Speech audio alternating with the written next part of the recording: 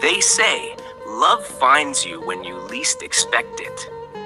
Mine found me while I was fixing a broken wire in a house I could never afford, in a life I never chose, but I chose to survive. Story. I was just the electrician, the guy who shows up with a tool belt and a quiet mind, who listens more than he speaks. They called me the fixer, but no one knew my own soul was broken. My hands knew how to connect wires, but I had no idea how to connect hearts. That day, I walked into her world like I walk into a dark room, carefully, not knowing what might shock me. Her name was Sophia. She opened the door wearing sadness in her eyes, a sadness I recognized, the kind that hides behind a smile, the kind I wear every morning. "Come in," she said softly. "The lights in the kitchen are dead," but I could feel it. It wasn't just the lights. Something in her had stopped shining.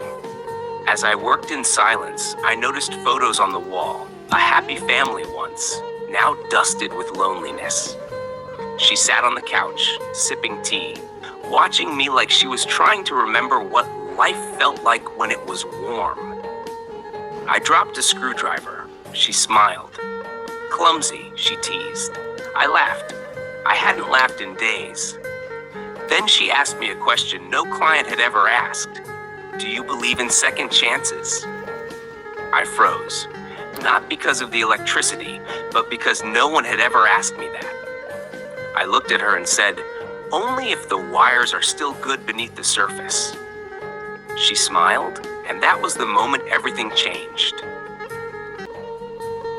Act 2. Days passed. I returned for more work. Somehow the house always had a new problem. Or maybe she just wanted someone to talk to, and I needed someone to see me. We talked. We shared. I told her about my father's death, how I became the man of the house at 15, how I left school to work, how I lost love before it even had a name. She told me about her divorce, her little girl who now lives far away. Her dream of being a painter, now covered in dust. Two broken people, finding light in each other. And then one evening, as I finished fixing the last socket, the power came on, and so did something between us. She stood up, walked over, and said with trembling lips, "Thank you for fixing more than just my home." I whispered, "Thank you for reminding me I still have a heart." And we stood there, two strangers in a lit room, feeling something real for the first time in a long time. I didn't just fix a house that week. I found a woman who understood silence, who saw past my uniform, who gave me a reason to believe that even broken men can feel love again. Now, I still work with wires, but every time I flip a switch, I remember that day. Because love, like electricity, is invisible, but when it flows, it lights up everything.